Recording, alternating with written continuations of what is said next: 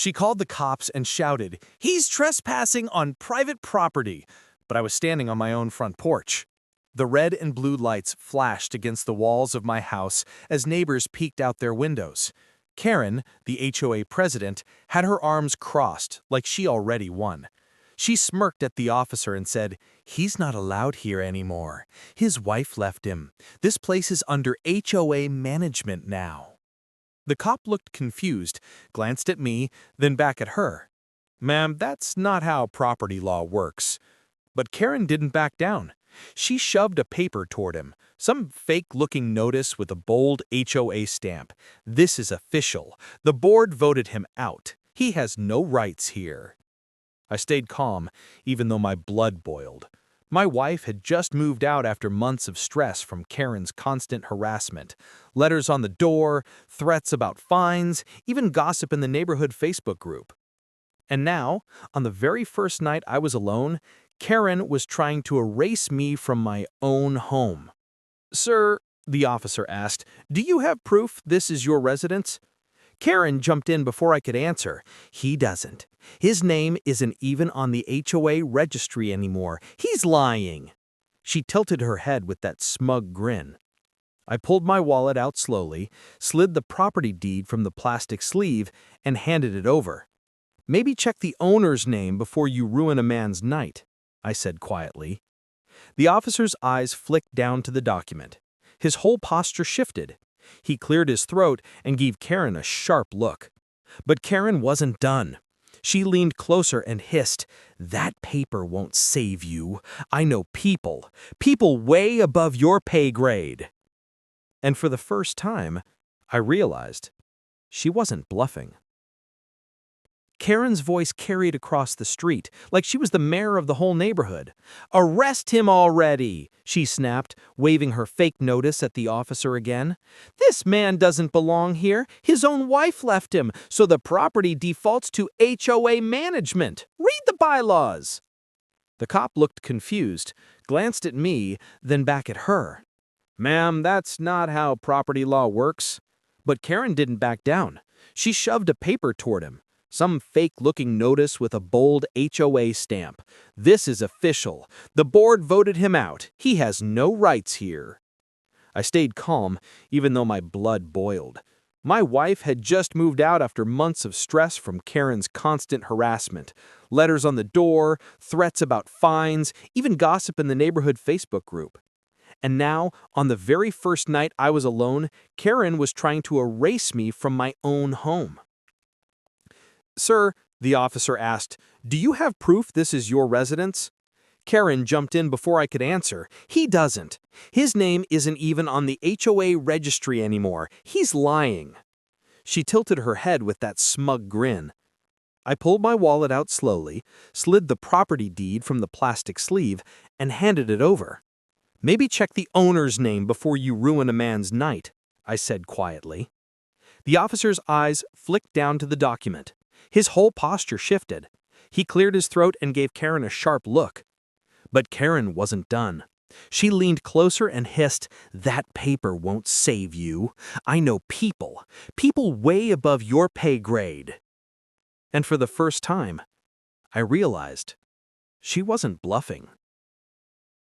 Karen's voice carried across the street, like she was the mayor of the whole neighborhood. "Arrest him already!" she snapped, waving her fake notice at the officer again. "This man doesn't belong here. His own wife left him, so the property defaults to HOA management. Read the bylaws." The cop sighed, obviously annoyed, but before he could respond, 2 more cars pulled up. Not police this time, private security. Big men in black jackets stepped out. Radios clipped to their shoulders. One of them barked, "We got orders from HOA leadership. He's to be removed immediately." My heart sank for a second. It looked official, and even the cops seemed thrown off.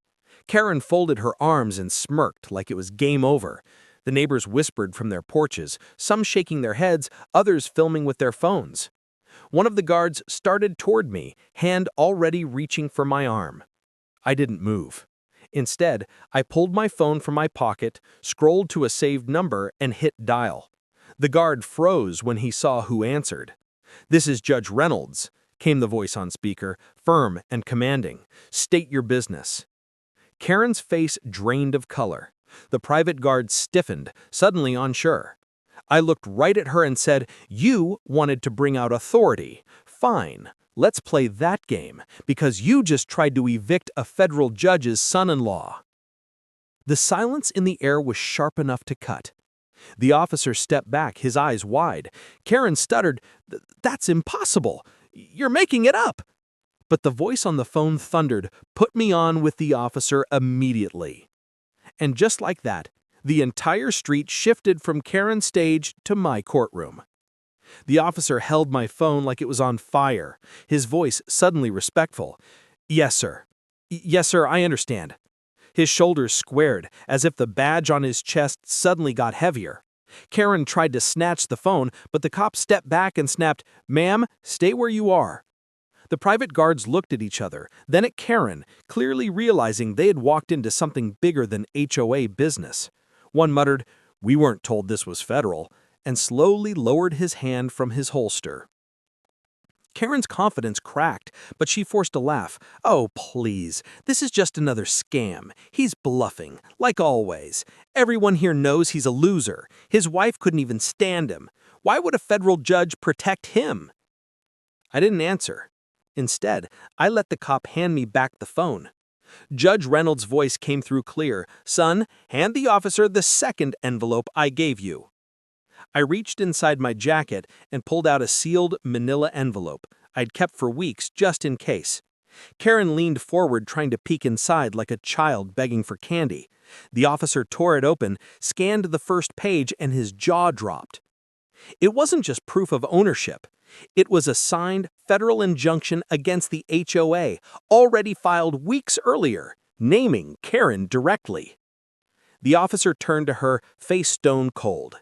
"Ma'am, I think you should sit down."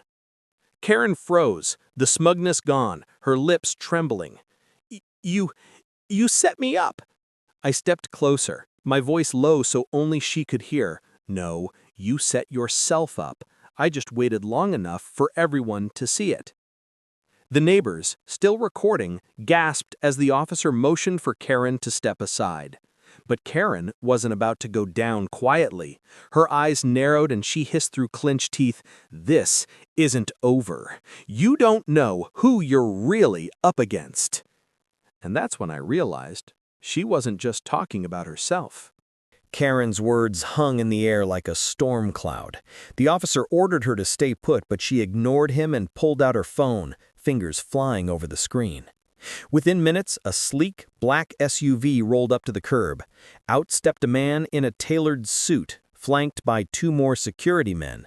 He didn't look like a neighbor. He looked like someone who was used to walking into boardrooms and walking out with signatures that changed lives. Karen straightened up, suddenly regaining her arrogance. "This is Mr. Dalton," she announced proudly. "HOA legal counsel. He knows exactly how to handle people like him." She jabbed a finger at me like I was some intruder. Dalton gave me a quick, cold glance before turning to the officer. "You're interfering with a civil matter," he said smoothly. "This man's occupancy is being contested. I advise you to step aside before liability falls on your department." The cop hesitated, just long enough for the neighbors to start whispering again. Karen smirked, whispering loud enough for me to hear, "See, I told you, bigger people than me." I stayed calm. Instead of arguing, I pulled my phone back out and tapped a different number.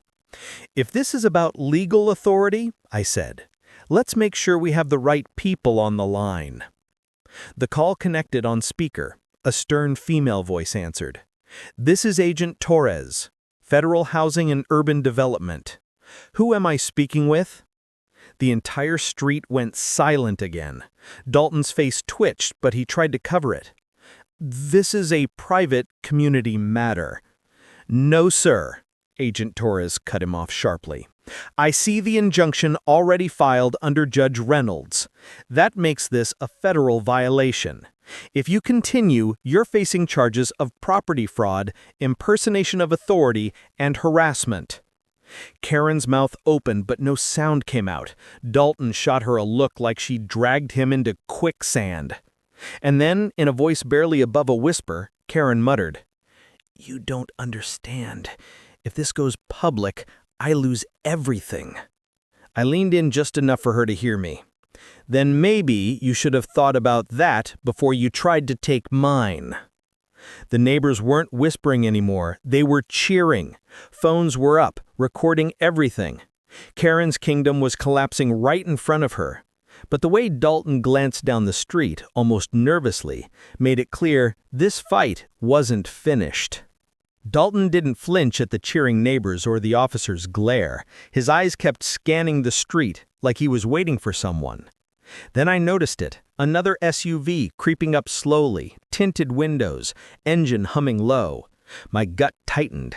This wasn't some HOA dispute anymore. Karen had pulled strings way above her pay grade. Karen's smirk returned as the second SUV stopped. "Told you," she whispered, her voice dripping with triumph. "You're not fighting me, you're fighting something bigger." The back door opened, and a man stepped out. Gray suit, polished shoes, calm face. But the badge clipped to his belt wasn't HOA or local law. It was federal. The crowd hushed instantly. The officer stiffened and whispered, "U.S. Marshals." Dalton nodded slightly, like this was the ace card he'd been waiting to play. "This man," Dalton declared loudly, pointing at me, "is under investigation for fraudulent ownership. He falsified documents to claim property that does not belong to him. We have orders to detain him." The neighbors gasped. Even the officer looked at me in shock. For a split second, Karen's victory laugh rang across the street like a knife cutting through the air. But I didn't panic. I slowly reached into my back pocket, pulled out a worn leather folder, and handed it to the officer. "Open it," I said. Inside wasn't just paperwork, it was a federal clearance ID. My name, my photo, and 3 bold words stamped in red across the top. Department of Justice, Special Investigator. The officer's jaw dropped, the neighbors erupted. Karen's laugh died instantly, her face draining white. Dalton's composure cracked, his voice shaking. That can't be real." I looked straight at the marshal. "Check the database. I'll wait." The marshal tapped his radio, murmured into it, then froze as the confirmation came back almost immediately. His head turned slowly toward Dalton and Karen, his tone like ice. "You two just tried to frame a federal agent." Karen stumbled back, muttering, No, this isn't happening." Dalton's jaw clenched, sweat beading at his temple. And that's when I saw it, the tiniest smirk on the marshal's lips, like he'd been waiting for this moment too. The marshal didn't waste time. He stepped forward, voice sharp and commanding. "Karen Mitchell, Thomas Dalton, you are both subjects of an active federal investigation. Congratulations, you just handed me the evidence I needed." The crowd gasped, phones recording every second. Karen's knees buckled and she grabbed Dalton's arm, whispering in panic, "You said they wouldn't find out. You promised."